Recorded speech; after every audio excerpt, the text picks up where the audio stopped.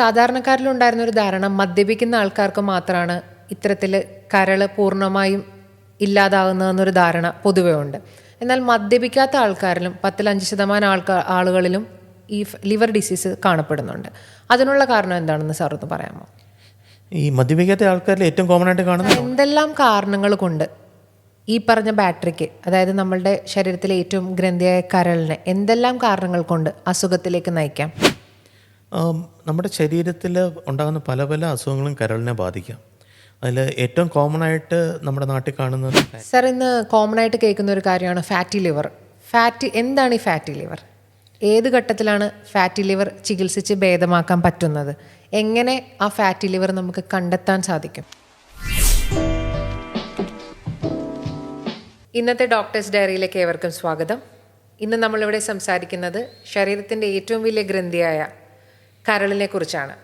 കരളിനെക്കുറിച്ചും കരളിൽ വരുന്ന അസുഖങ്ങളെക്കുറിച്ചും അത് പ്രതിരോധിക്കേണ്ട രീതിയെക്കുറിച്ചും നമ്മളോട് വിശദമായി സംസാരിക്കാൻ doctor Charles Panakkal, senior consultant hepatology വിഭാഗം, ആസ്റ്റർ മെഡ്സിറ്റി കൊച്ചി നമ്മോടൊപ്പമുണ്ട്. Welcome sir. Thank you. Sir, ശരീരത്തിലെ ഏറ്റവും വലിയ ഗ്രന്ഥിയായ കരൾ, മനുഷ്യ ശരീരത്തിലെ ജൈവ പരീക്ഷണശാല എന്നറിയപ്പെടുന്ന കരളിൻ്റെ കരളെ എന്നൊക്കെ പറഞ്ഞ് നമ്മളെല്ലാവരെയും വിശേഷിപ്പിക്കാറുണ്ട്. വാസ്തവത്തിൽ എന്താണ് ഈ കരൾ നമ്മളുടെ മനുഷ്യ ശരീരത്തിൽ ചെയ്യുന്ന പ്രവൃത്തി? എന്തെല്ലാമാണ് കരളിൻ്റെ ജോലി? അതൊന്ന് പറയാമോ? Thank you Chinchu. നമ്മുടെ മനുഷ്യ ശരീരത്തിലെ ഏറ്റവും വലിയ അവയവമാണ് കരൾ. നമ്മുടെ വയറിൻ്റെ മുകളിൽ റൈറ്റ് സൈഡിലായിട്ടാണ് ഇത് സ്ഥിതി ചെയ്യുന്നത്. ഏകദേശം ഒരു 1.5 കിലോഗ്രാം ഭാരം കരളിനുണ്ട്. നമ്മുടെ ശരീരത്തിലെ പല പല പ്രവർത്തനങ്ങൾ, ഒരു നിമിഷത്തിൽ 500-ലധികം പ്രവർത്തനങ്ങൾ കരൾ ചെയ്യുന്നുണ്ട്. അതിൽ ഏറ്റവും ഇമ്പോർട്ടൻ്റ് ആയിട്ടുള്ളത് നമ്മുടെ ശരീരത്തിലെ പ്രോട്ടീൻസ്, ശരീരത്തിൻ്റെ മറ്റ് അവയവങ്ങൾക്ക് ആവശ്യമായ പ്രോട്ടീൻസ്, ആൽബുമിൻ, ബ്ലഡ് കണ്ടുപിടിക്കേണ്ട ആവശ്യമായ ക്ലോട്ടിംഗ് ഫാക്ടേഴ്സ്, അതുകൂടാതെ അനേകം ശരീരത്തിൻ്റെ പ്രവർത്തനങ്ങൾക്ക് ആവശ്യമായ അനേകം പ്രോട്ടീൻസ് ഉണ്ടാക്കുന്ന ഒരു ഗ്രന്ഥിയാണ് കരൾ. അതുപോലെ തന്നെ ഡീടോക്സിഫിക്കേഷൻ, നമ്മുടെ ശരീരത്തിലുണ്ടാകുന്ന വിഷാംശങ്ങൾ നമ്മുടെ ബ്ലഡ് പ്യൂരിഫൈ ചെയ്യുന്നൊരു മെയിൻ അവയവമാണ് കരൾ. കിഡ്നി പോലെ തന്നെ പല പല ടോക്സിൻസും ബ്ലഡ് പ്യൂരിഫൈ ചെയ്യുന്ന ഒരു അവയവമാണ് കരൾ. അതുകൂടാതെ കരളിൻ്റെ മറ്റൊരു പ്രവർത്തനമാണ് നമ്മുടെ ശരീരത്തെ അണുബാധകളിൽ നിന്ന് പ്രതിരോധിക്കുക എന്നുള്ളത്. കരളിൻ്റെ പ്രവർത്തനം ഒരു സ്റ്റേജ് കഴിഞ്ഞ് മോശമായാൽ നമുക്ക് കൂടെ അണുബാധകൾ വരാനുള്ള സാധ്യതയുണ്ട്. പിന്നെ കരളിൻ്റെ മെയിൻ ഒരു പ്രവർത്തനമാണ് ഡൈജഷൻ. നമ്മുടെ ശരീരത്തിൽ ഫാറ്റ് ഡൈജസ്റ്റ് ചെയ്യുന്ന ഒരു മെയിൻ അവയവമാണ് കരൾ. കരളുണ്ടാക്കുന്ന പിത്തം അഥവാ ബൈല് ആണ് നമ്മുടെ ശരീരത്തിൽ നമ്മൾ കഴിക്കുന്ന ഫാറ്റ് ഡൈജസ്റ്റ് ചെയ്യാനുള്ള ഒരു മെയിൻ ഗ്രന്ഥി. പിന്നെ സ്റ്റോറേജ് എന്ന് പറഞ്ഞാൽ നമ്മുടെ ശരീരത്തിൻ്റെ ഒരു ബാറ്ററി എന്ന് പറയാം. നമ്മുടെ ശരീരത്തിൽ നമുക്ക് ആവശ്യമായ പ്രോട്ടീൻസും ഷുഗേഴ്സും എല്ലാം സ്റ്റോർ ചെയ്യുന്ന ഒരു അവയവമാണ് ലിവർ. നമ്മൾ ഫാസ്റ്റ് ചെയ്യുമ്പം, നമ്മളിപ്പം കുറേ നാൾ ഇപ്പോൾ നമ്മൾ ഒരു 12 മണിക്കൂർ ഫാസ്റ്റൊക്കെ ചെയ്യുകയാണെങ്കിൽ നമ്മുടെ ശരീരത്തിന് ആവശ്യമായ എനർജി സപ്ലൈ ചെയ്യുന്ന ഒരു മെയിൻ ഒരു ബാറ്ററിയാണ് ലിവർ. അപ്പോൾ ഇതാണ് ലിവറിൻ്റെ മെയിൻ പ്രവർത്തനങ്ങൾ. ഈ ലിവറിൻ്റെ പ്രവർത്തനം മോശമായാൽ നമ്മുടെ മറ്റ് അവയവങ്ങളെയും അത് ബാധിക്കാം. അതുകൊണ്ട് ലിവറിൻ്റെ പ്രവർത്തനം ഒരു സ്റ്റേജ് കഴിഞ്ഞാൽ നമ്മുടെ കിഡ്നിയെയും ഹാർട്ടിനെയും ലങ്സിനെയും ബ്രെയിനിനെയും ഒക്കെ ബാധിക്കാം. അപ്പോൾ നമ്മുടെ ശരീരത്തിലെ മറ്റ് അവയവങ്ങളുടെ പ്രവർത്തനം മെയിൻറ്റെയിൻ ചെയ്യുന്ന ഒരു മെയിൻ ഗ്രന്ഥിയാണ് ലിവർ. സാർ ഇപ്പോൾ സൂചിപ്പിച്ചതുപോലെ ശരീരത്തിൻ്റെ ബാറ്ററിയായ ഈ കരളിലുണ്ടാവുന്ന അസുഖങ്ങളെക്കുറിച്ച് സാധാരണക്കാർക്കിടയിലുള്ള അവബോധം വളരെ കുറവായിട്ട് ഇന്ന് കാണുന്നുണ്ട്. സാർ, എന്തെല്ലാം കാരണങ്ങൾ കൊണ്ട് ഈ പറഞ്ഞ ബാറ്ററിക്ക്, അതായത് നമ്മളുടെ ശരീരത്തിലെ ഏറ്റവും ഗ്രന്ഥിയായ കരളിനെ എന്തെല്ലാം കാരണങ്ങൾ കൊണ്ട് അസുഖത്തിലേക്ക് നയിക്കാം?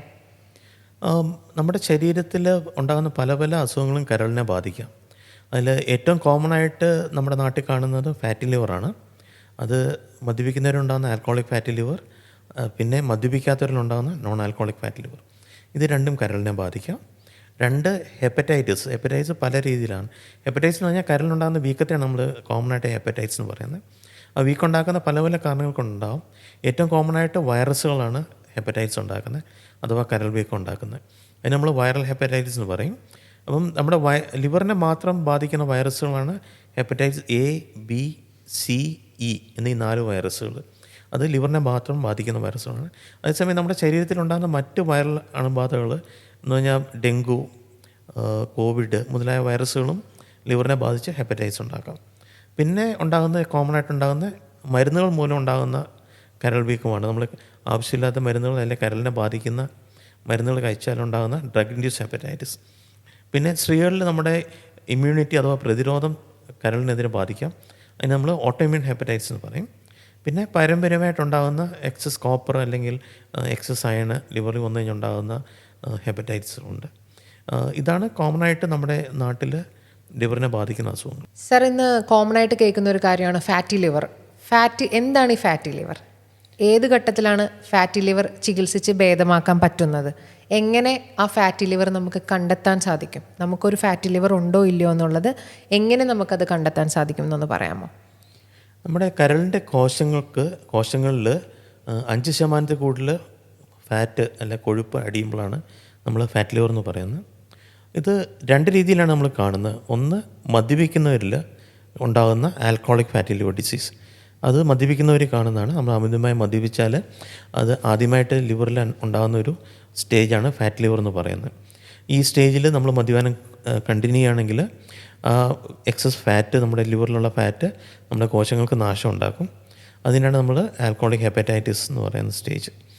അത് കഴിഞ്ഞും വീണ്ടും മദ്യപാനം നിർത്തിയില്ലെങ്കിൽ തുടർന്ന് ഈ നശിച്ച കോശങ്ങൾ അത് ഒരു പരിധി വരെ റീജനറേറ്റ് ചെയ്യാം നമ്മൾ മദ്യപാനം നിർത്തിക്കഴിഞ്ഞാൽ. അതേസമയം മദ്യപാനം നിർത്തിയില്ലെങ്കിൽ ആ കോശങ്ങൾക്ക് റീജനറേറ്റ് ചെയ്യാൻ പറ്റിയല്ല. അപ്പോൾ അത് ആ നശിച്ച കോശങ്ങളിൽ നമ്മൾ സ്കാർ ടിഷ്യൂ വരും. അതിനാണ് നമ്മൾ ഫൈബ്രോസ് എന്ന് പറയുന്നത്. പിന്നെ അടുത്ത സ്റ്റേജാണ് സിറോസിസ്. മദ്യപാനം ആ സ്റ്റേജിൽ നിർത്തിയില്ലെങ്കിൽ സിറോസിസ് എന്ന സ്റ്റേജിലോട്ട് പോകാം. മദ്യപിക്കാത്ത ആൾക്കാർ കാണുന്നതാണ് നോൺ ആൽക്കഹോളിക് സ്റ്റീറ്റോ ഹെപ്പറ്റൈറ്റിസ് അല്ലെങ്കിൽ നോൺ ആൽക്കഹോളിക് ഫാറ്റ് ലിവർ എന്ന് പറയുന്നത്. ഇത് ഉണ്ടാകുന്നത് നമ്മുടെ അമിതവണ്ണമുള്ള ആൾക്കാരിൽ, അല്ലെങ്കിൽ ഡയബറ്റീസ് ഉള്ള ആൾക്കാരിൽ, തൈറോയിഡ് അസുഖമുള്ള ആൾക്കാരിൽ, ശരീരത്തിൽ എക്സസ്സായിട്ട് കൊഴുപ്പ് പാരമ്പര്യമായിട്ടോ അല്ലെങ്കിൽ നമ്മുടെ ഡയറ്റിൻ്റെ മാറ്റങ്ങൾ വഴി ഉണ്ടാകുന്ന ആൾക്കാരിൽ, പിന്നെ സ്ത്രീകളിലാണെങ്കിൽ ഈ PCOD ഓവേറിയൻ ഡിസീസുകൾ, PCOD മുതലായ ഓവേറിയൻ ഡിസീസുള്ള ആൾക്കാരിൽ, ഇവരിലാണ് ഇത് കൂടുതലായിട്ട് കാണുന്നത്, ഈ non alcoholic fatty liver disease കാണുന്നത്. അപ്പോൾ ഇതും നമ്മുടെ ആൽക്കഹോളിക് ഫാറ്റി ലിവർ ഡിസീസിൻ്റെ കാര്യം പറഞ്ഞ പോലെ തുടക്കത്തിലെ ഫാറ്റ് ലിവർ മാത്രമേ ഉണ്ടാവുള്ളൂ. അത് നമ്മുടെ ഡയറ്റ് വഴി, നമ്മുടെ എക്സസൈസ് വഴി വെയിറ്റ് കുറച്ചില്ല, ഷുഗർ കൺട്രോൾ ചെയ്യുന്നില്ല, തൈറോയിഡിന് മരുന്ന് കഴിക്കുന്നില്ല, അമിതമായ കൊളസ്ട്രോൾ കൺട്രോൾ ചെയ്യുന്നില്ല, ഇതൊന്നും ചെയ്തില്ലെങ്കിൽ അത് പല സ്റ്റേജിലോട്ട് പോകും. അടുത്ത സ്റ്റേജ് എന്ന് പറഞ്ഞാൽ നോൺ ആൽക്കഹോളിക് സ്റ്റീറ്റോ ഹെപ്പറ്റൈറ്റിസ് അഥവാ കരൾ വീക്കം വരുന്ന സ്റ്റേജാണ്. ആ സ്റ്റേജിലും കൺട്രോൾ ആയില്ലെങ്കിൽ പിന്നെ ഫൈബ്രോസിസ്, സ്കാർ ടിഷ്യൂ വരും ലിവറിൽ. ആ സ്കാർ ടിഷ്യൂ ക്രമേണ ലിവറിനെ സിറോസ് എന്ന സ്റ്റേജിലോട്ട് മാറ്റും.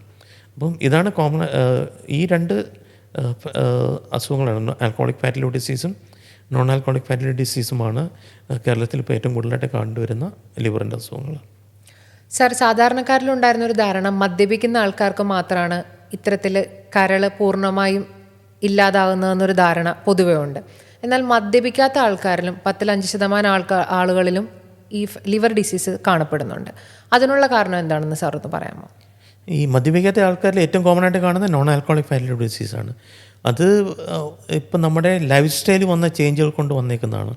കുട്ടികളിൽ ഇപ്പം നമ്മൾ എക്സസൈസായിട്ട് ഇപ്പോൾ നമ്മളൊരു വെസ്റ്റേണൈസ്ഡ് ഡയറ്റ്, നമ്മൾ കൂടുതലായിട്ട് പിസ്സ, ബർഗേഴ്സ്, കോക്ക്, പെപ്സി മുതലായ ഡയറ്റിലോട്ട് മാറി.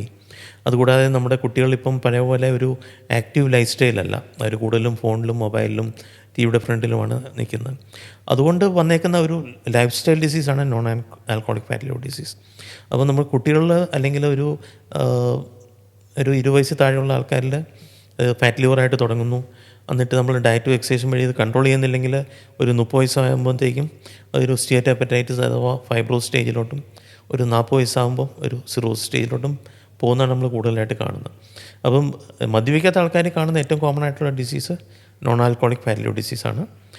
സ്ത്രീകളിൽ റെയറായിട്ട് ഓട്ടോഇമ്യൂൺ ഡിസീസ് കാണാറുണ്ട്. എന്ന് പറഞ്ഞാൽ നമ്മുടെ ഇമ്മ്യൂണിറ്റി നമ്മുടെ ശരീരത്തിൻ്റെ, നമ്മുടെ ലിവറിനെ ബാധിക്കുകയും അത് ഒരു ഹെപ്പറ്റൈറ്റിസ്, ഓട്ടോഇമ്യൂൺ ഹെപ്പറ്റൈറ്റിസ് എന്ന അസുഖം ഉണ്ടാക്കുകയും ചെയ്യാറുണ്ട്.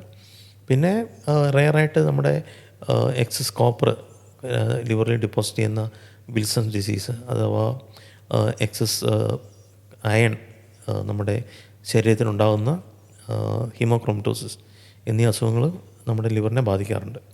പിന്നെ ഞാൻ പറഞ്ഞ പോലെ നമ്മുടെ ഹെപ്പറ്റൈറ്റിസ്, വൈറൽ ഹെപ്പറ്റൈറ്റിസ് ബിയും സിയും ഇത് ശരീരത്തിൽ കിടന്നു കഴിഞ്ഞാൽ അത് ക്രമേണ ക്രോണിക് ഹെപ്പറ്റൈറ്റിസും സിറോസും ആകാൻ സാധ്യതയുണ്ട്.